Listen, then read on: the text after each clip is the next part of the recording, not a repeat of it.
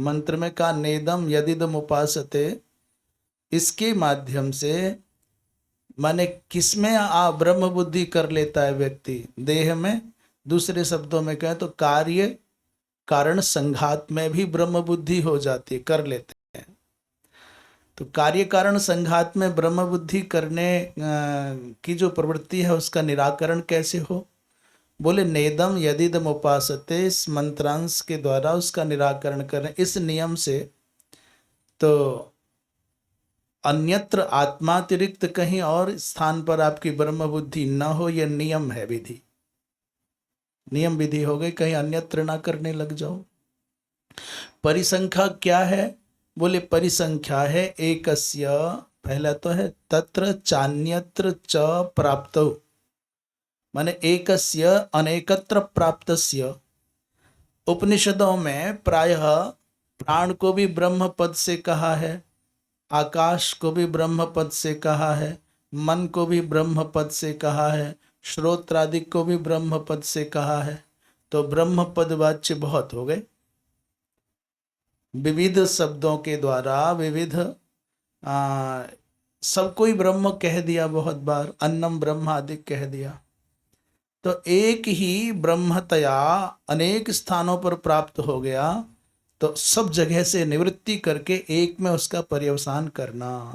आत्मैव ब्रह्म नेदम यदिदम उपासते, जिसकी तो उपासना करते हो ब्रह्म नहीं है। श्रोत्र से श्रोत्र कह रहे हैं, मनसो मन कह रहे हैं, तो वो ब्रह्म नहीं है। ब्रह्म क्या है? बोले आत्मैव ब्रह्म। ऐसा तो एक है अपूर्व विधि, दूसरी है नियम विधि, तीसरी है परिसंख्या विधि। अब आज पंचम मंत्र पर विचार कर रहे हैं। यन्मनसा न मनुते येनाहुर्मनोमतं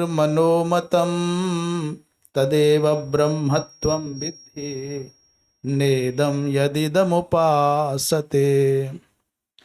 यन्मनसा न मनुते, अर्थात जैसे पिछले मंत्र में आप विचार करके आए, यद वाचा अनभ्युदितम येन बागभ्युद्यते, ऐसे ही यन मनसा न मनुते। यत शब्द का अर्थ ब्रह्म, जिस ब्रह्म का मन के द्वारा मनन किया जाना संभव नहीं है।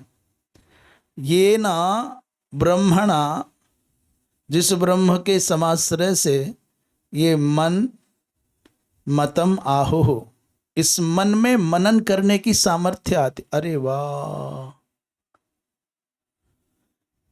कैलाश माता की जय हो। भैया कुर्सी थोड़े दूसरी वाली लेके आओ।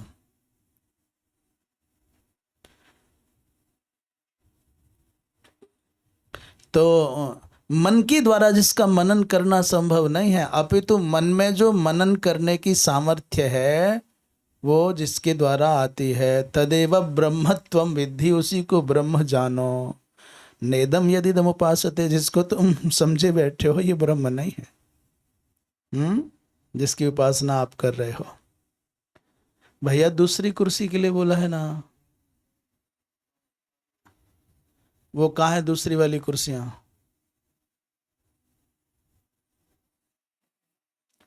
तो मंत्र का अर्थ समझ में आ गया? भाष्य देख लें क्या लिखा है, बोलें।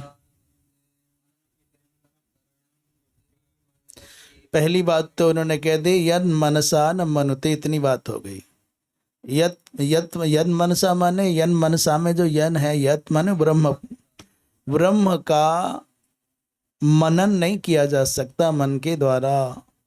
तो प्रश्न उठता है मन किसे कहते हैं, मन क्या है? उत्तर दे रहे हैं मन का मतलब है, मन का तात्पर्य अंतःकरणम। अच्छा, अंतःकरणम बुद्धि मनसो रेकत्वेन गृह्यते। बुद्धि और मन इन दोनों को एकत्व की दृष्टि से देखना चाहिए। बुद्धि और मन को भिन्नतया मत देखिए। वैसे अंतःकरण का अर्थ होता है मन बुद्धि चित्त अहंकार।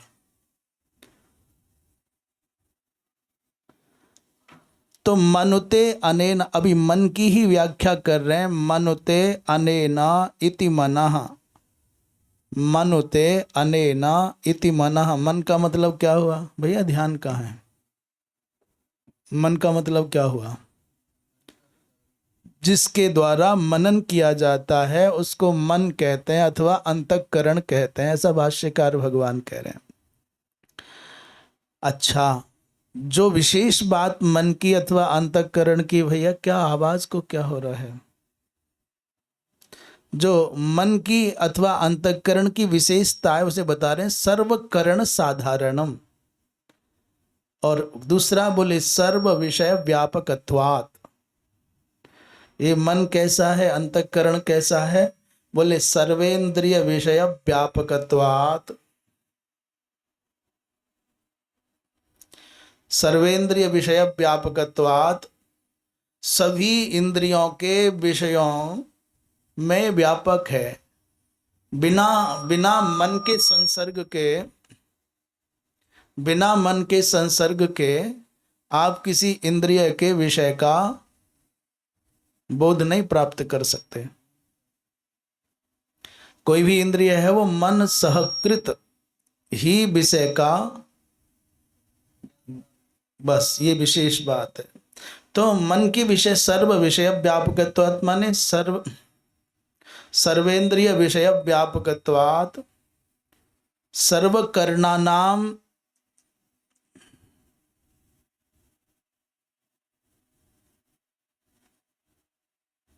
सभी इंद्रियों के, करण कहते हैं इंद्रियों के, सर्वकरण साधारण माने सभी इंद्रियों के प्रति इसका समान संबंध है।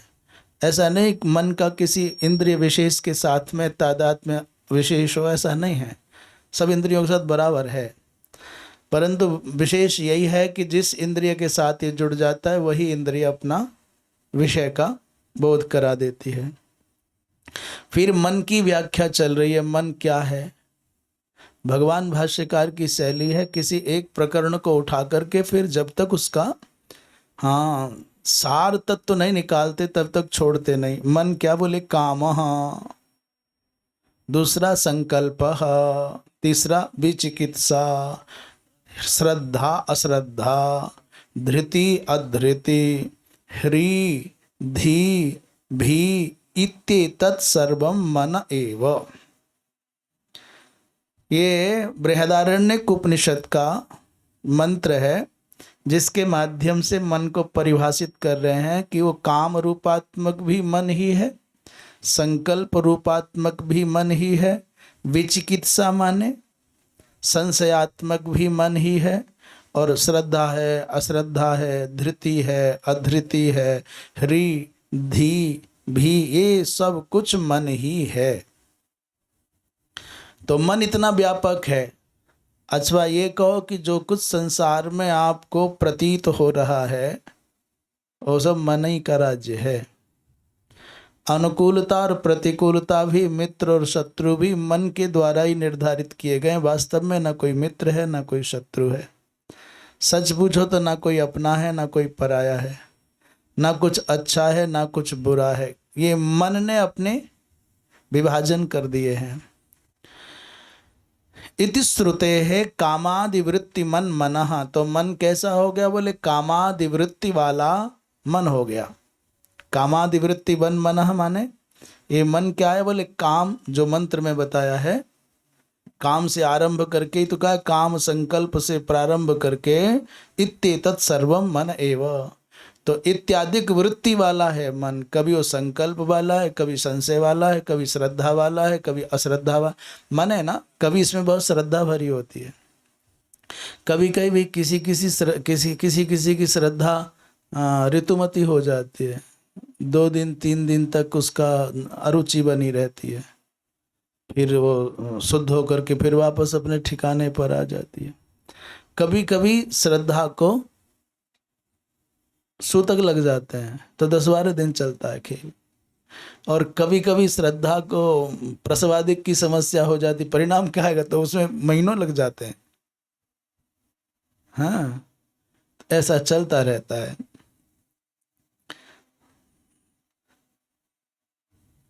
तेना मनसा, अब चल रहे हैं वापस दूसरे पद पर। अभी तक तो व्याख्या कर रहे थे भगवान भाष्यकार, यन मनसा न मनुते की कर रहे थे ना। अब क्या कह रहे हैं? बोले तेन मनसा यत चैतन्य ज्योतिर मनसोबभासकम न मनुते। अच्छा, उसी की व्याख्या चल रही है। न संकल्पयति नापि निश्चिनोति लोकः। ऐसा कह रहे हैं कि उस मन से तेन मनसा माने उस मन के द्वारा, उस मन से यत चैतन्य ज्योति ही, जो चैतन्य ज्योति है, हाँ, मनसो अर्थात चैतन्य ज्योति का अवभाषण न मनुते अर्थात न संकल्पयति नापि निश्चिनोति लोकः। भैया उस चैतन्य ज्योति के संसर्ग के बिना इस मन के द्वारा अवभाषण भी नहीं किया जा सकता, मनन भी नहीं किया जा सकता और कोई निश्चय भी नहीं किया जा सकता। अर्थात वो जब तक वो परासत्ता संबद्ध है तभी तक मन में सामर्थ्य है कि वो मनन करे, वो अवभाषण करे, वो निश्चय आदि करे। मनसा अवभाषकत्वेन नियंत्रित्वात्।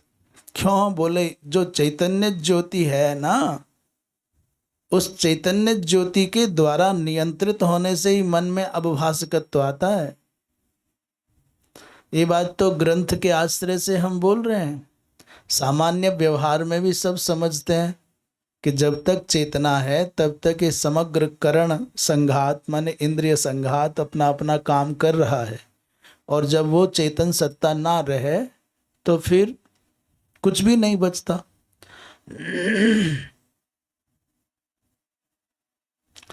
तो ये मन का प्रकाशक है वो आत्म तत्व, तो नियंत्रित्वात् और नियामक माने नियंता है। सर्व विषयम प्रति प्रत्यक एव इति स्वात्मनि न प्रवर्तते अंतःकरणम। ये आत्मा कैसा है? बोले सब विषयों के प्रति वो प्रत्यगात्म है। प्रत्यक एव माने इस संसार में जो भी कुछ है उसका अधिष्ठान तो आत्मा ही है ना। जो भी कुछ संसार में दिख रहा है उसका अधिष्ठान कौन? बोले आत्मा ही है। प्रत्यक रूप का तात्पर्य उसका अंतरतम स्वरूप आत्मा है। तो स्वात्मनि न प्रवर्तते अंतःकरणम, इसीलिए कहते हैं अंतःकरण विचारा अपने आप में कैसे प्रवृत्त हो जाए। आंख दुनिया भर को देख सकती है पर अपने आप को कैसे देखे? तो स्वस्वरूप में अंतःकरण की प्रवृत्ति कैसे हो जाए? अंतस्थेन ही चैतन्य ज्योतिषा अवभाषितस्य मनसो मनन सामर्थ्यम। अंतस्थेन ही चैतन्य ज्योतिषा, जब चैतन्य ज्योति माने आत्म ज्योति अंदर है तो तेनैव मनसः, तभी इस मन में उस चैतन्य ज्योति के द्वारा अवभाषित होने पर ही मन में मनन की सामर्थ्य आती है। देखो क्या लिखा है, अंतस्थेना, अंतस्थ का तात्पर्य जो हृदय ज्योति है वो चैतन्य ज्योति है, तृतीया का एक वचन। तेना अभाषितस्य मनसः, उसके द्वारा अवभाषित होने पर ही मन में मनन सामर्थ्य आती है। अर्थात वो न हो तो फिर मन में मनन करने की सामर्थ्य भी नहीं आवे। तेना, इसीलिए